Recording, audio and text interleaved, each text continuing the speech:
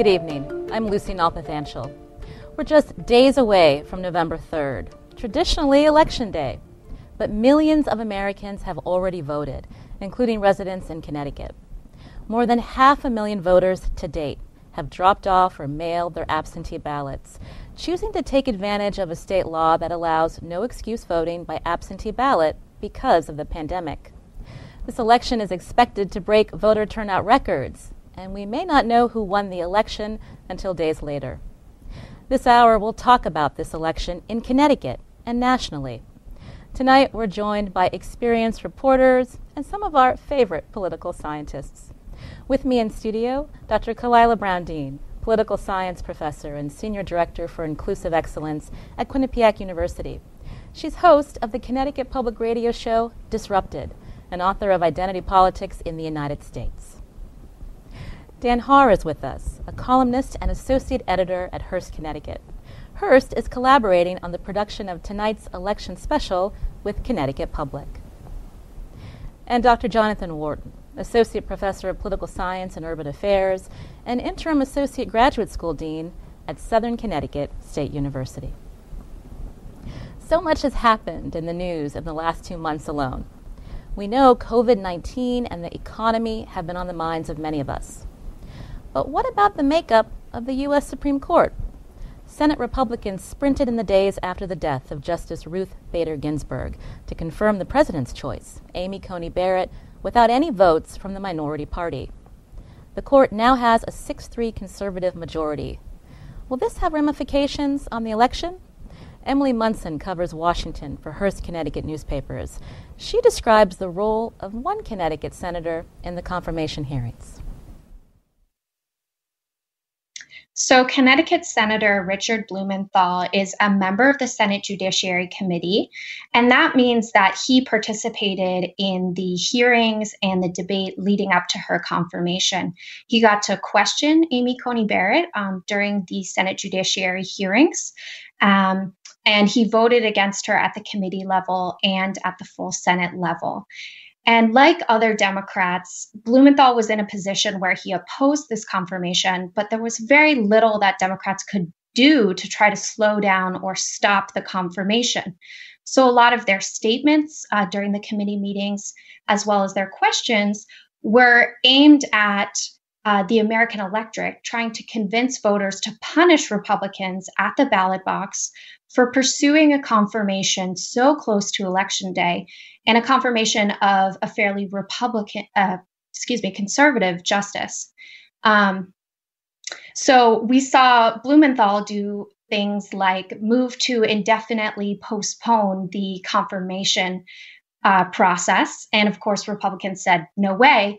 But that was one procedural tactic that Blumenthal and Democrats tried to slow things down and register their opposition to the proceedings.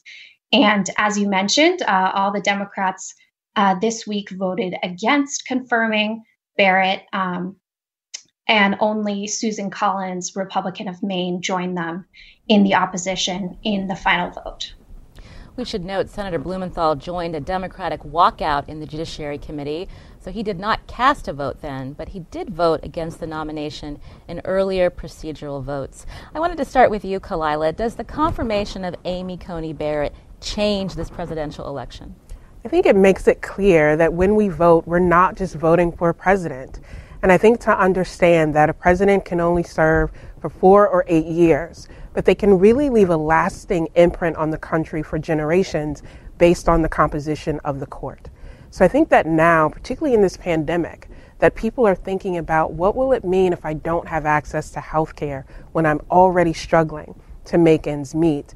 I think across the political spectrum, people are paying attention in a way that I think in most years we don't usually tune into Supreme Court nominations. When we think about our country, we think about it as a centrist country. So now that we have a 6-3 conservative majority, what does that mean? It also means two things. One, we have been disabused of the notion that judges are apolitical, that they are only thinking about what's in front of them, because that confirmation process can often set the tone for what to expect. but it also means we're now hearing conversations about the size of the court, why we have the size that we do, what is the constitutional mandate for that.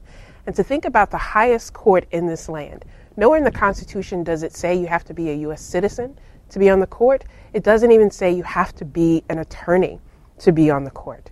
And so I think people are having that conversation in spaces we didn't expect. And it's really becoming an issue for the candidates of, will you expand the court if you are in office, or will you abide by precedent?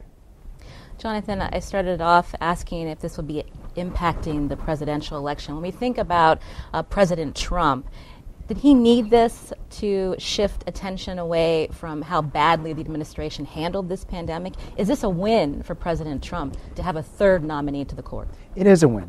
I don't think it has so much to do anything with the pandemic. It speaks more towards his base. He is trying to rally his base as best as he can to make sure that they do turn out next week. And so this is a reminder to, especially on the farthest right of the party, that he is out there for them. And, and more importantly, it is a lasting reminder of what a presidency can do, even in the last possible hours of an administration. Dan, what do we know about how the Supreme Court, how that plays into the minds of Connecticut voters as they think about whether they're going to vote absentee or going in person to vote, how they're going to make up their mind of which candidate to? Well, I don't know that I agree with Jonathan that it's helping Trump because of his base, because his base was already there. I think where it helps him is in the post-election fight that he's planning, and he's already signaled it. And as a matter of fact, he said it exactly, precisely connected with this nominee. He said, we're going to go to a fight on this because of the absentee ballot and the delayed ballot problem that he thinks is a problem, even though he participates in it. In Connecticut, I do not think that voters, certainly that I've talked with, people don't think that much in that much granularity.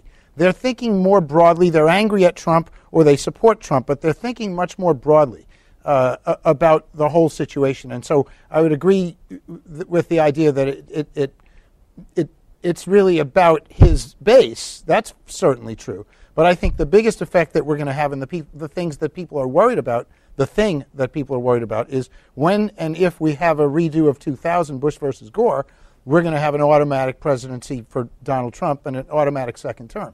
There's no question about it. Justice Kavanaugh, to your point, is now the midpoint justice. And so we've gone 2 justices up in just 2 years. So, because, of course, the Chief Justice, John Roberts, has been the midpoint justice, and now that goes to Justice Kavanaugh. And that's a scary thing, since he hasn't done a whole lot to indicate moderation, although he did have the one vote on, I believe it was health care. Do you agree with Dan, especially when we think about what's going to happen after this election? President Trump has already said, as Dan mentioned, that he would contest this election depending on the result. I think that, President Trump is thinking about the long game in terms of the next 2 months. And I think the bright spot in this, in spite of Dan, as you said, having that new inflection point, we've seen 2 cases come up already where the court has refused to hear it, with absentee ballots, with curbside access for senior voters and for those with disabilities. And I think some people were surprised because they thought that any challenge to an effort to protect and extend the ability to vote would see a different outcome. So there's a glimmer of hope there. But I also think that people need to be aware this will be a fight. And as you said before, that fight will not end on Election Day. In some ways, it will just begin. I mentioned earlier, Jonathan, that more Democrats are requesting absentee ballots and returning them than Republicans and unaffiliated. So just knowing that, does that give an opening for President Trump to challenge the outcome of this election, if we believe what the polls are saying, that he is behind Biden? I will say one thing about Republican voters. They do turn out. And so even if they're not turning in the ballots, they do show up. Even during midterm elections, Republicans show up, or even the people who lean Republican. Even in a state like Connecticut, where the party may not be the majority, but there are a lot of leaners out there who are unaffiliated voters, and they will show up. So I think the expectation is going to be there. Certainly you're seeing even a high turnout in states where they have early voting already, and that's been intriguing too. So I'm going to be especially interested in seeing the results that evening. But I think it's going to go on for a while beyond that. When I asked Dan earlier about whether voters in Connecticut are thinking about the makeup of the Supreme Court, and he talked more about they're thinking about the issues. What do you think in terms of the voters you've been talking with?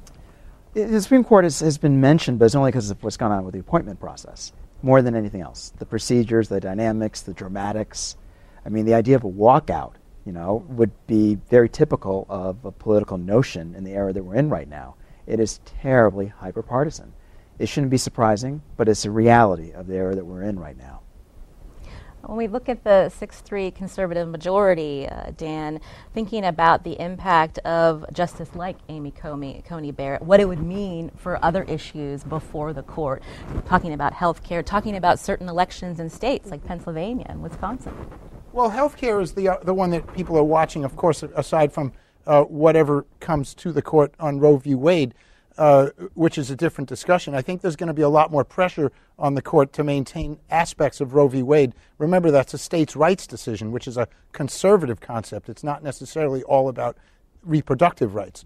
But as far as health care, I just don't think politically that the Republicans want to be in a position where 22 million people lose health care and they don't have a viable alternative because they've already rejected obviously the Medicare for all that may really be socialized medicine, depending on the version of it. But even a publicly directed option, they've rejected, and that's really the most moderate way of delivering health care to a lot of people, short of having Obamacare back the way we have it now. And I think they're going to back themselves into the corner. And to Khalilah's point about the Supreme Court and politics, it's really always been a political, body. That's what it is, and they understand that they can't back the party into a corner. It certainly shows how divided our country and politics has become. I think I read that this is the first time in 150 years where the vote for justice has been so partisan. Well, I guess it can't be more partisan other than the one vote by Senator Collins. I think we all like to look back, regardless of what side of the aisle we're on. We like to look back on a time that may or may not have ever existed. My concern about the issues is not that the leadership is divided. It's that people that I talk with, and even myself in my own thoughts and colleagues, can't seem to understand that all of these issues have two sides, right? So I find myself arguing for example, for Obamacare and for the restoration of the mandate and so forth because of this, because of that. But in all cases, there are anecdotes on both sides, and that's what makes this complicated. And that layer of complication is what we've lost. Not so much the divided leadership, but the divided view of issues among the whole population. Khalilah, do you agree with Dan? I do, and I think that's lost not just for elected officials and leadership, but it's lost amongst the American public. That ability to consider nuance and context, that you and I can disagree without you being a bad person unless we are disagreeing on my humanity. Then all bets are off.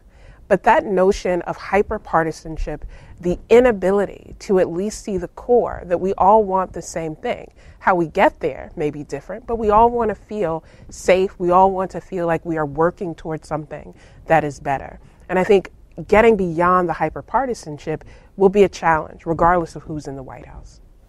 So what will it look like for voters on Election Day? Election data show many voters who plan to vote in person are Republicans. More Democrats and unaffiliated voters have applied for absentee ballots. Connecticut has been fairly strict about requiring residents to wear masks while in public. But does that mean it will be enforced at your local polling location? CT News Junkie editor-in-chief and NBC Connecticut reporter Christine Stuart tells us something that may surprise you. So if a maskless voter shows up at the polls, they should still be allowed to vote. They have plans in place for this. Obviously, they're going to ask them if they would put on a mask and keep everybody at the polling place safe. A voter can refuse to do this, and they could be asked to vote in a specific location in the polling place to protect the poll workers. They could be asked to maybe fill out their ballot outside of the polling place and then return it to the polling place. But there are plans in place for moderators at these polls to ask voters to either put on a mask or find a different way for them to vote. And we do have Governor Lamont's executive order that does say that everybody needs to be wearing a mask in public. So I don't know exactly what consequences there would be for a maskless voter once they left the polling place, but it does not trump their right to vote. Dan, you have talked to town clerks. I know Hearst reporters have spoken with registrars. Is this something they're worried about on Election Day? Well, I think the problem is not whether people without masks should be allowed to vote and what's the process. It's that in places where there are a lot of voters at one time, and there will be some of those, even though we're going to be down to 1.1 million voters voting versus 1.6 in the 2016 election in person. There still will be lines in some places. The concern is orderliness. The concern is not so much with how should we make sure that people vote who don't have a mask, and because this is not a policy decision, this is the law. You can't take away someone's right to vote if they refuse to wear a mask. And so to Christine's point, there are all kinds of ways of doing that. But I think the concern is how to make the system orderly. And in states where they're swing states, that really could drive away voters. Because if the line goes from 1 hour to 2 hours because of a systematic refusal to wear masks by people who want to make a stink, that could affect the election. I believe more than 500,000 voters now have voted by absentee, according to the Secretary of the State's office. When we think about how people are voting, whether they're using the drop boxes or putting it in the mail, it's too late now to do that. What have you found out, Dan? Well, it's about 2/3. I talked with a number of town clerks, and the range was from a little over half to about 80% using the boxes versus the mail. And this goes back to early October. Now it's going to be 100%, to your point, from this point on. That surprised me. I thought it would be closer to 40% of the boxes, and some people were scoffing at the boxes. People are never going to use the boxes. It's turning out to be about 2/3 box, right? And while that's a good thing, I think you have to look at the overall turnout of absentee ballots. Jonathan said, well, it's heavy. I don't consider 545,000 to this point being heavy, considering that we originally were talking about a little over 1 million voting absentee, based on the 59% that voted absentee in the August 11th primaries. So I think we're a little behind, and the Republicans will tell you, J.R. Romano will tell you, as he did with me last night, he says, that shows a little bit of an enthusiasm gap on the part of Democrats, doesn't it? The fact that 545,000 is relatively low. So there are two ways of looking at it. You mentioned J.R. Romano. He's the chair of the state GOP party, at least until June. I think I saw you shaking your head, Khalilah, when Dan was talking about this lack of enthusiasm. I don't think it's an enthusiasm gap at all. I think if you take Connecticut to the side and think about people waiting in line for 4, 5, 6 hours in Texas, in North Carolina, I don't think it's about enthusiasm. I think it's about fear and uncertainty. And when we've all been exposed on social media or in conversation about why you can't trust the drop-off boxes or why you shouldn't trust this idea of an absentee ballot, will your ballot actually count? That then has an impact on what people decide to do. And I think it's why Election Day is so key when people are thinking about how do I do this safely and keeping myself protected and still be able to exercise this highest call of citizenship. Jonathan, you mentioned that Republicans do show up. And so when we think about just a few days before Election Day, the day that we're taping this, that there is a spike now, positivity rate in our state of more than 6%. Have local and state officials done enough to ensure to voters who have yet to vote that it is safe to show up on November 3rd? I think the best thing they can do is just communicate out that they're trying to find some ways, some standards to follow. And I will add to what Dan is offering here. Election Day registration is going to be a major concern we can't overlook in all of this, because the numbers have been significant, especially in cities. So one never knows. My biggest fear is the state ready to have enough moderators there, to be there on hand? Because in the past, it's been a significant issue in a place like New Haven, where a lot of people do show up. They're not registered officially, and they're trying to at least make sure that they're on the rolls to begin to vote. And usually in too many cities, it's only one location and not enough staff people on the state side. So what do we know about how a city like New Haven is planning for same-day registration? As Jonathan mentioned, in 2016, long lines. And I'm just wondering how the city has thought proactively about how to handle this. Khalilah, what do you know? Well, I think if you listen to the registrars, they've tried to be proactive. They've done a lot of outreach to local colleges and universities, including my campus, to say, if you are planning to vote, be a good neighbor and go ahead and register in advance. They've been able to bring in more staffing. And Lucy, we're just excited that the forecast says sunshine, because Jonathan will tell you when it was raining that election and ballots were sticking together and the machines were being jammed. I think that kind of procedural failure, what I hope comes out of all of this, and certainly we see it at New Haven, is how do we run elections differently, not just during a pandemic, but every year to increase access, protect the vote. That's the conversation in New Haven and really across the state. Dan, I wanted to follow up when you talked about enthusiasm for voting. NPR reported that in a few states, the number of early votes cast by 18 to 29-year-olds has exceeded the number of early votes by that same age group in 2016. That's good news. Well, it is, and they feel like they have a stake in it. My daughter is in that group, and she'll certainly be voting. I think there are a lot of people in her circle anyway who are disappointed that the Democratic nominee is more of a centrist. Obviously there was a tremendous amount of enthusiasm for the two candidates on the far left in the Democratic Party. But yeah, I think that portends well. There's no question that we're going to get a record turnout, and there's no question that that's because of Donald Trump. The election is not about issues, and the election is not about Biden, and the election is not about tradition. It's about Donald Trump, and it's about his personality and his character. And he's the one who's driving these divisions that we were just talking about 5 minutes ago in respect to how we view issues, everything being divided. This cycle started, I think, back in 1995 with the contract, was it with or on America? And Newt Depends on how you see it. and Newt Gingrich. And the culture wars 2 or 3, whatever it is. But it's really gotten to a cancerous level at this point, and that's what the election is about. Before we wrap up here on this particular topic, Jonathan, if we were to go back in time, if we had a president who took this pandemic seriously, who embraced the science, who didn't deny that masks were important, do you think that it'd be a different story for President Trump, that the idea that Dan said a lot of people are showing up because it's a vote against the president? Well, it could be a vote against the president. I won't dispute that, but I think there's also a serious concern about just Washington politics in general. And even internally, we can't forget, it's not like the Democrats are all singing Kumbaya and they all get along. Dan brought up there's that wing of the party we can't ignore, especially Bernie Sanders supporters, and especially younger people. And add to what he even offered, the truth is Harvard University came out with a study just this week that over 63% of young people under 30 are expected to be participating in this election. And in the past, you're lucky to get anywhere near 50%. So if this could be speaking towards any of this, whether it's Trump or not, it's a generational pull, certainly for Generation Y and Z. There's no doubt about that. And so I'm going to be very interested in knowing that generation gap. Will the boomers and the greatest generation, be matched up against Generation Y and Z? And as Gen Xer, I just want to watch and eat the popcorn and see what happens next. Well, we know the presidential race gets the most attention this election year, but we can't forget important down-ballot races in Connecticut. Let's start with Connecticut's congressional seats, like the 5th District, where freshman lawmaker Representative Johanna Hayes faces Republican challenger David X. Sullivan. The pandemic has made it difficult for candidates to talk with voters in person. Many of them have gone online using Zoom forums to connect with constituents. But as Hearst Connecticut's Washington correspondent Emilie Munson explains, going online has brought up new challenges.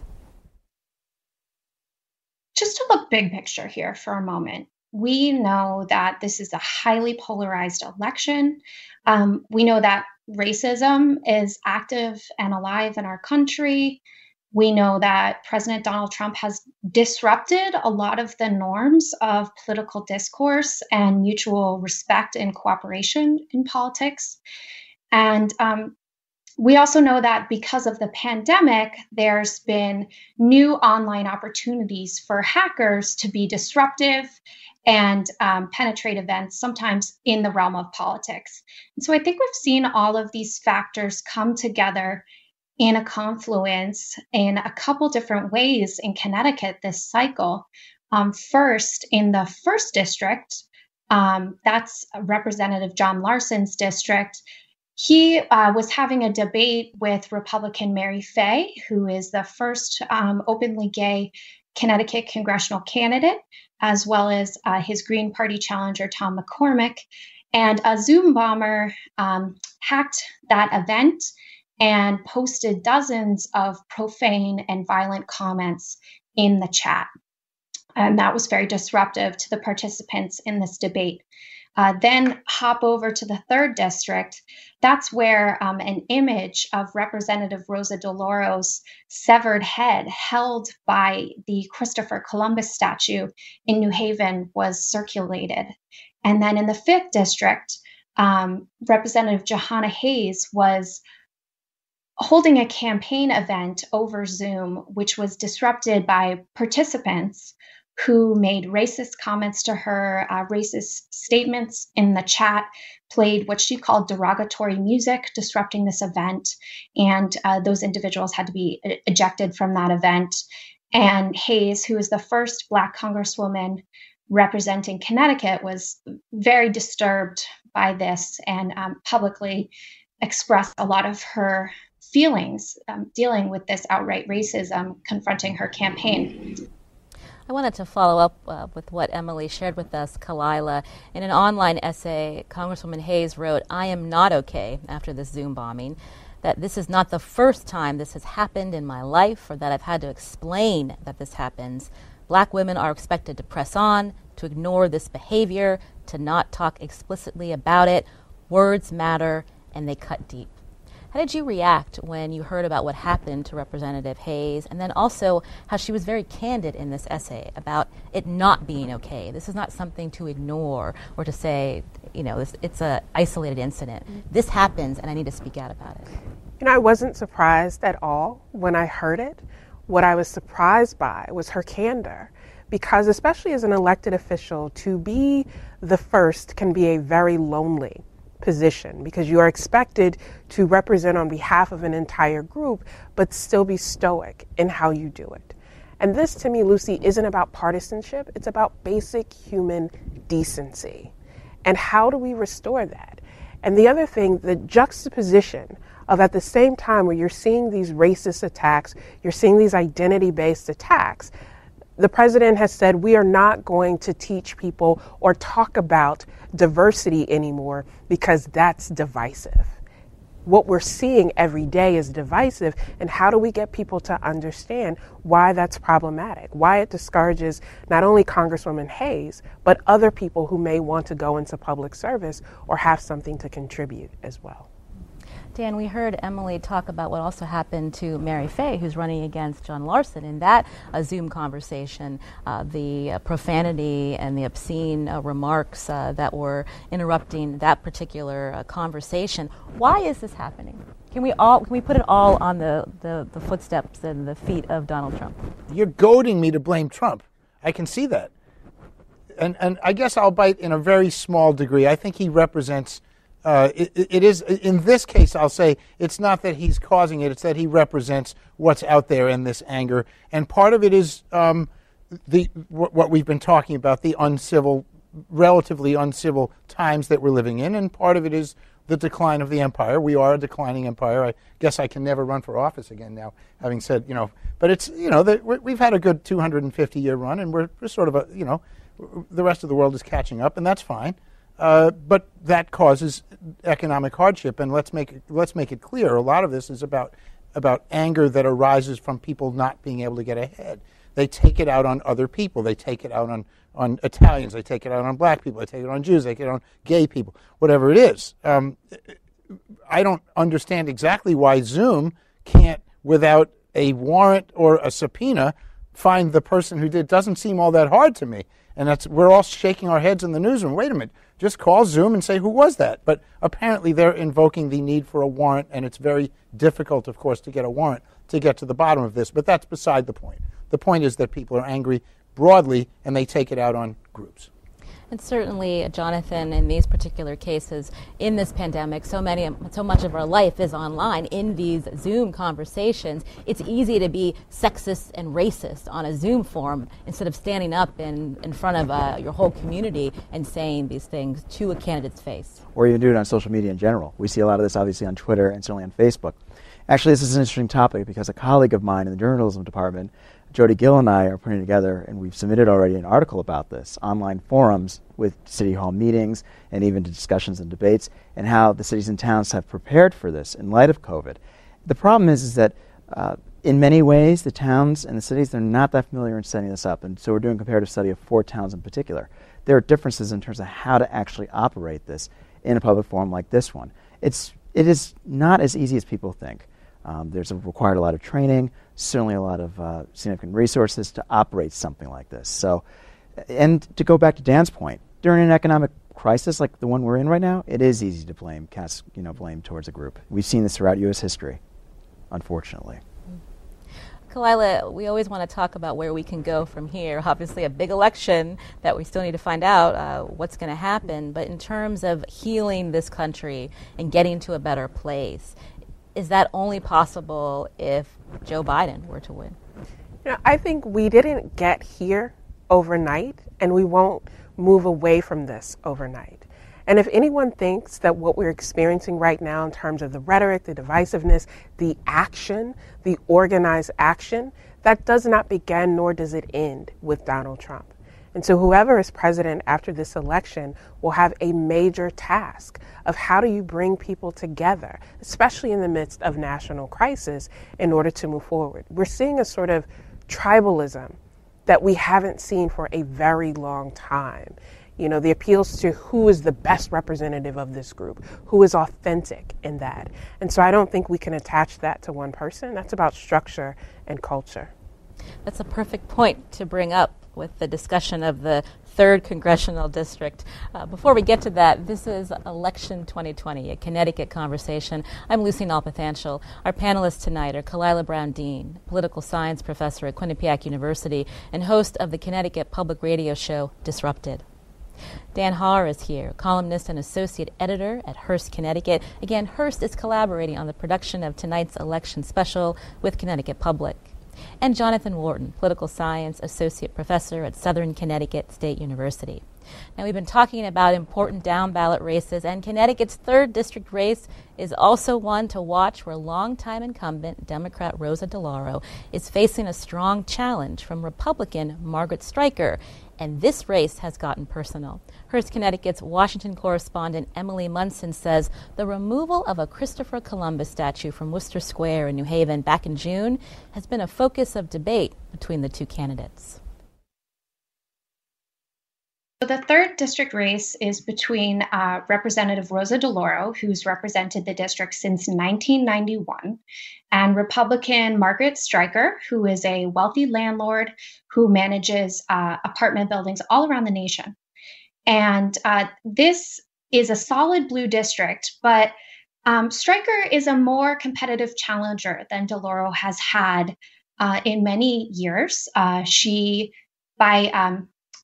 writing checks to her own campaign, she's been able to buy television advertisements, and she's forced DeLauro to counter with her own TV ads for the first time since 1992, actually. And there's a lot of differences between these candidates on issues like jobs and healthcare and taxes. But as you mentioned, Christopher Columbus has become a bit of a flashpoint in this race. There's a prominent statue of Columbus in New Haven. And when the national conversation this spring and summer turned to symbols of the Confederacy, there was conversations about whether this monument should be removed. And that issue has divided DeLauro and Stryker. DeLauro, who is an Italian American, says she supports taking it down. Stryker said she wanted to leave up the statue, and she doesn't want to erase history. And in addition, there was an image circulated of DeLauro during this race, which was a picture of DeLauro's severed head held by the Columbus statue. It was pretty graphic, and it was taken down right away and condemned by both sides. So Khalilah, picking up on your point about tribalism, seeing this race play out in New Haven, are you surprised by the conversations that are happening where you have the Republican challenger questioning Rosa DeLauro's Italian roots, then you have Rosa DeLauro's campaign putting out a statement that we have all of these Jewish American supporters because Margaret Stryker is Jewish? Right. to see these competing letters that come out from, here is a contingent of Jewish voters who support me. Here's a contingent of Italian voters who support me.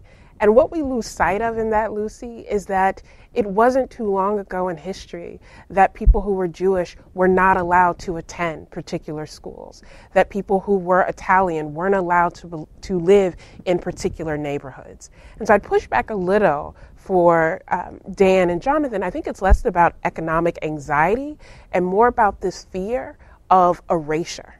And fear is such a powerful motivation in American politics, whether we agree with it or not. So it's less about the statue of Christopher Columbus. It's more about what that represents and people feeling like their issues are not being centered. But I think I have to say it's absolutely ridiculous to regulate someone's Italianness or someone's Jewishness based on some artificial marker. And it resonates because of that fear. Dan, what do you think? Well, I mean, I certainly agree with Khalilah's point about fear. It's maybe a little bit of both types of fear. My observation is that Representative DeLauro was more upset about not getting the endorsement of, what was the Italian-American group? Was it the Sons of Italy? It was one of the Italian-American civic groups. And she seemed, from her reactions, to be more upset over that. And she talked about her parents being immigrants and how this could never happen in any other country very emotionally, even than that horrific image of her severed head. And that really tells you that we can try to be a post-ethnic, post-nationalist society, but we're not going to be anytime soon. Jonathan, you know New Haven pretty well. Are you surprised at this 15-term incumbent, powerful legislator, Rosa DeLauro, having to finally buy TV ads for a re-election campaign against a woman that many people have never heard of before? I was taken back by that, and I think even internally among the Democrats, there's been this concern in terms of how many more terms will Rosa DeLauro be in office. Obviously, she's very effective at constituent relations. There's no doubt about that. But as you point out, she's been there since 1991. So there's always been talk of, internally within the party, at least among the Democrats, who would step up and challenge even in the primaries. And there was some attempts, at least a while back, but nothing really has come to fruition. As far as Margaret Stryker, she's been trying to just strike away at whatever is possible to get as many of those people who are unaffiliated voters to be on her side because of Rosa DeLauro being in office for so long. There's also something else we're ignoring on all of this, beyond the fear, which does work in politics. We can't ignore that. I won't discount that at all. It's also the generation gap between the two. One candidate's well in her 70s, the other one is in her 40s. So it goes back to, what does this mean for the next generation? As soon as within the next 2, maybe 10 years, depending on how long Rosa DeLauro will remain in office. We just don't know, especially in the New Haven area. Do you think this seat is flippable? Well, we can't forget that there was a Republican elected in the 1980s, Larry DeNardis, as a matter of fact, under the Reagan wave. One never knows. Khalilah, I'll ask you the same question. Do you think it's flippable? Especially that Margaret Stryker is using so much of her own money. The Connecticut Mirror reporting that she put $1.6 million of her own money into the campaign, about $1 million just in this last month. You never say never, but I think that DeLauro's support is so strong across communities, and that's a strength for her. So even to have Stryker come forth and have the support of the New Haven Police Union, for example, and make a vote for her really a referendum on this nationwide pushback to reform and accountability, I think that's only going to go so far for people who said, I was willing to put my health on the line to protest over the summer because I think that this is long overdue. Dan? I think that her top point is 46% Margaret Stryker's. Politics is still local. She's not of the district. Whether she lives in the district is a matter of well, let's just say she's not local. And she doesn't have any kind of local history. She's running a generic campaign. It could be aimed at any Democrat anywhere. The same charges of socialism and this sort of thing. It's not particularly aimed at anything. The only attack that she's had on Representative DeLauro is the free rent that she gave, in her basement. To Rahm Emanuel. That's right. Yes.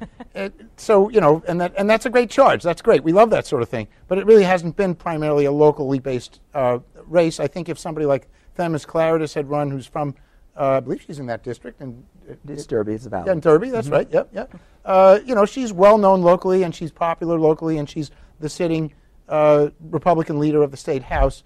then you would have had a local race where the Democrat and a popular Republican, and you could see somebody steal the race or top out at 49% to 51%. It's not going to happen.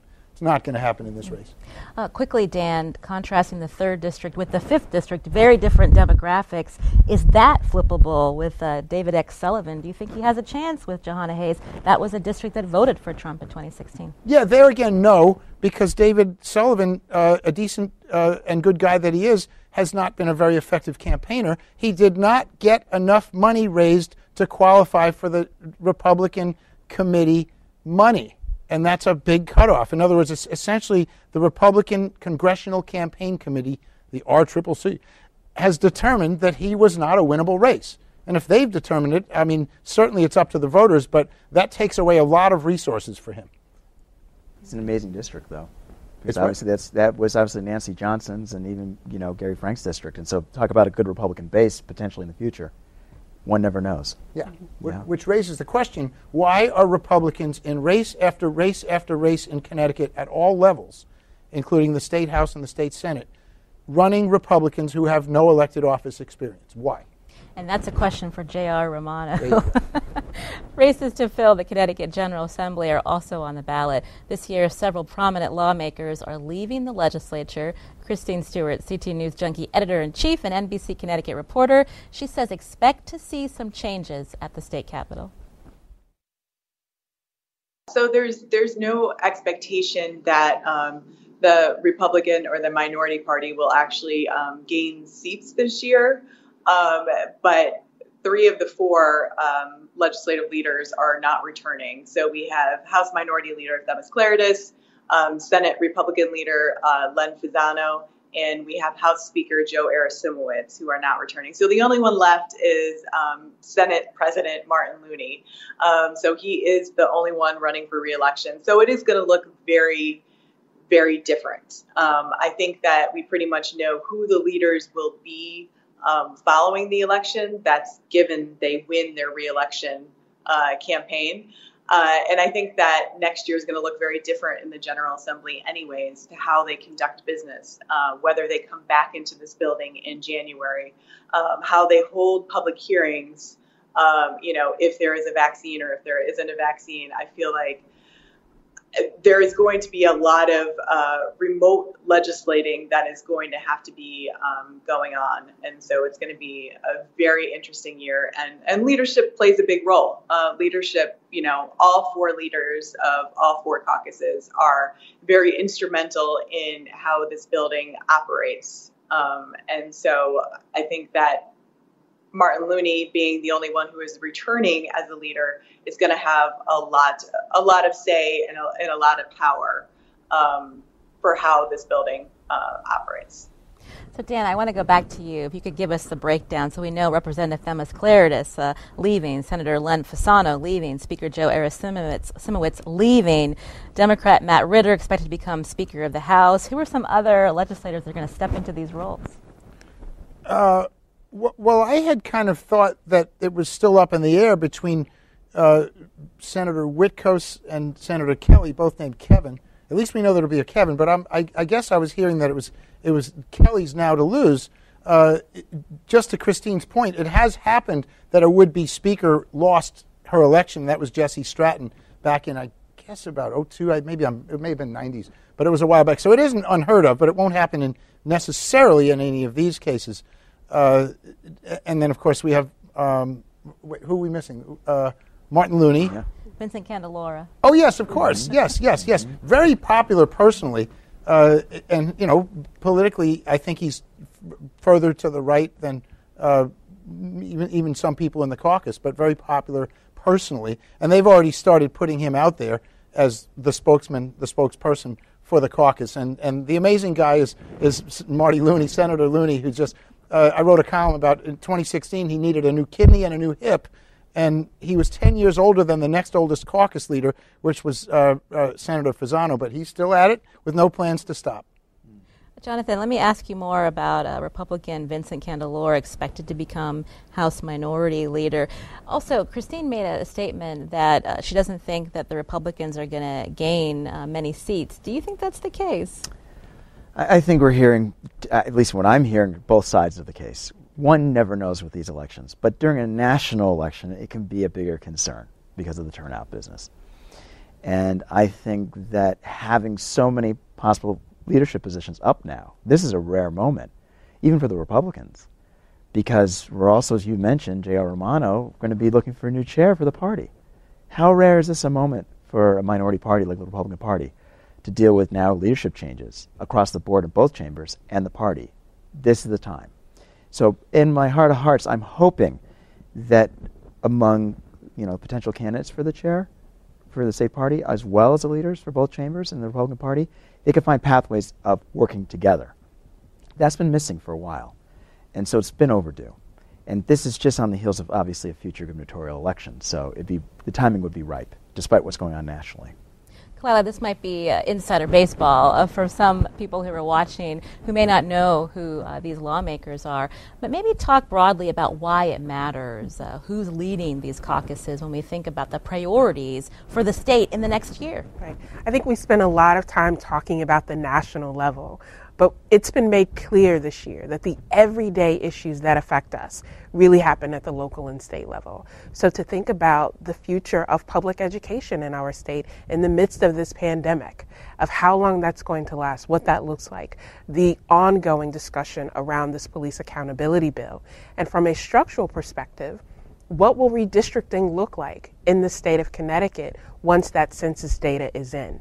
Because then it's not just about a person having power. It is about how a party can have more power than the other party, but also how they can communicate internally about what the priorities should be and what they're willing to sacrifice. Add to that, as Jonathan said, the run-up to the gubernatorial election. And this really could be about how people experience life day to day in Connecticut. How much money gets produced in all of this, but also the policy. You touched on something that I want to spend a little time on, and that's the fact that this year you see several police unions going ahead and endorsing, which they don't normally do, endorsing Republican opponents running in the General Assembly because they're upset about this police accountability law. Do you think that that will translate to voters, this issue? Well, I think we're hearing it from a number of Republican officials to make this the issue and to make the failure to, as some people say, make those kinds of changes the thing. Two Republican leaders were in New Haven yesterday in a neighborhood where they would not normally be to center opposition to this police accountability bill. And to have unions who are endorsing candidates makes it clear that this is not going to go away. Even not having someone in the position to determine what those investigations will look like, I think the legislature will have to deal with it, but voters will also be looking. Dan, did you want to add something? I think it came as a surprise to in the case of two sitting Democratic senators who were attacked, not physically, although one was maybe potentially spit at, Senator Bob Duff and Senator Christine Cohen, who both had these sort of attacks at them over that bill. And the reason I say it was a surprise is because the bill, in the eyes of many Democrats, was already significantly watered down. The provision that allows the state, the newly seated investigation arm, the separate independent investigator, to take action is only on actions by the police that are, heinous? I just remember the word heinous. In other words, they really have to rise pretty high up. And to some extent, I think the police unions are doing what they're supposed to do, which is react strongly to everything. And to some extent, it's that they're reacting to the prior version of the bill.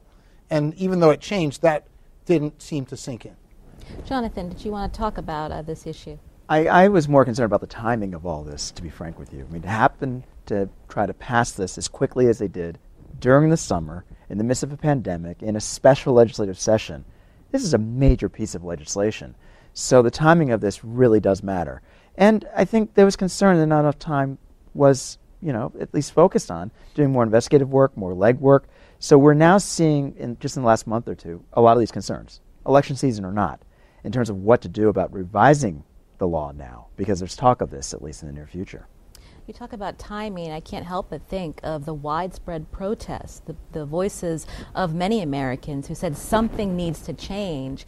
Would it have been negligent of our lawmakers to ignore that call for change?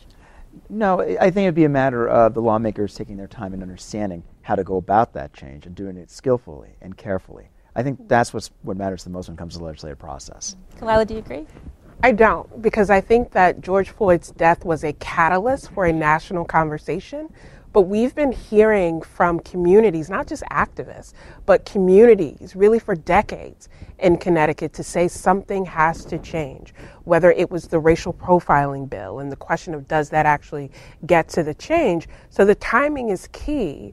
But I always wonder what more research could be done, how many more conversations. Because as Dan said, there was already this division within a party about is this actually just sort of a symbolic gesture? Will it really have the substantive change? And if you can't reach that agreement within communities who at least agree there's a problem, I'm not sure that you would get to the step of saying this is a systemic challenge that needs to be addressed. Now, we're almost out of time, but I have to ask, Dan, you've been watching the polls when we think about November 3rd and the outcome after from the presidential race. What sticks out to you?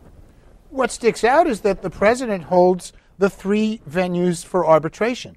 8 of the 9 swing states are controlled by Republican legislatures.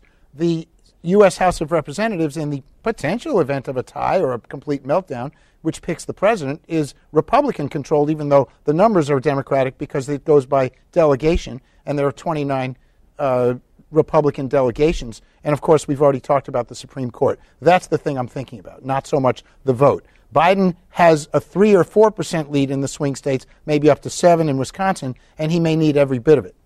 Jonathan? Generational politics. I'm stressing that over and over again. I'm waiting and chomping at the bit to see what the results will be on that. The state business is great. It's nice. It speaks well. The whole Trump, anti-Trump, that's old news. Everybody knows that. I want to know how many people are going to turn out from each generation, and will it really matter this time around? What's your advice to voters, Jonathan?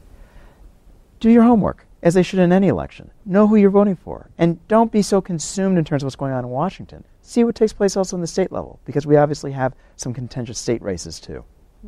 Now, Khalilah, you and Jonathan, you are speaking with college students every day. When they talk about polls and what to follow, what are you telling them?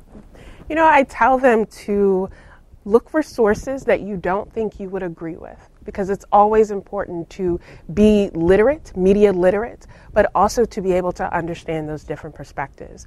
And one of the things that we've been talking with our students a lot about is, yes, have a vote plan, but also have a post-election plan. How are you going to stay civically engaged? How are you going to pursue the issues that you care about? And how are you going to do that in a way that is safe and productive? And I think that's the message really for all of us. Now, we talked about divisions earlier. Are you worried at all, depending on the outcome, what's going to happen on the streets of our country? I'm incredibly concerned. I think when you hear credible plans from an organized militia to kidnap a sitting governor, it helps you understand the heightened nature of this tension, that it's not just about words, even though words can be damaging. It is the ability to act on that. And that's where I think we have to have a partnership across levels and a basic agreement and commitment to keeping people safe. Dan, I asked Jonathan his advice to voters. I know you're going to be out there on election day and night. What will you be watching for? Well, locally, I think you have to watch things like, or even nationally, you have to watch things like the weather. You can watch the Las Vegas betting lines. There are record amounts being bet in England. Of course, it's not legal to bet on politics in this country, at least openly. Record amounts being bet, and right now it's Biden is a negative 180, which means if you bet $180, you win 100, and so that gets to the likelihood. And I think I mentioned the weather, and I would watch the markets as well. The markets are all knowing. We don't like the fact that they're all knowing, but they are. And the markets, I guess, would slightly, they have no reason to fear Biden, but if you see an uptick in the markets, that could mean some hidden support. In the last few days on the national political press, you've started to see talk about the old hidden support for Trump. Nobody will admit. You remember in 2016, we think that's gone away, but it may not have. That's another thing to watch. That's interesting, the quiet Trump voters. Quiet Trump, right. Yeah. Jonathan, just real quick, when we were thinking about what happened in 2016, people don't want to believe the polls, but it really has to do with the representation that pollsters bring in when they survey and making sure that they're weighted properly. And so we shouldn't discount the polls, but we need to be careful which ones we're paying attention to. And if voters are lying or not. Even exit polls, they don't always tell the truth. And I'm oftentimes teaching that in class. It hurts, but it's the reality. Well, it's been a pleasure to speak with all of you before the election. I want to thank our panelists, Khalilah Brown-Dean. She's political science professor and senior director for inclusive excellence at Quinnipiac University, and we're proud that she's host of the Connecticut Public Radio show Disrupted. Thank you, Khalilah. Thank you, Lucy. Dan Haar was with us, columnist and associate editor at Hearst, Connecticut. We look forward to talking with you again on Election Day. Thank you. Great to be here. I'll be here then. And Jonathan Wharton, political science associate professor and interim associate graduate school dean at Southern Connecticut State University. Thanks, Jonathan. Thank you, Lucy. Appreciate it. Also, thanks to Christine Stuart and Emilie Munson. I'm Lucy Nalpathanchil. On behalf of Connecticut Public, thanks for watching and listening to Election 2020, a Connecticut Conversation.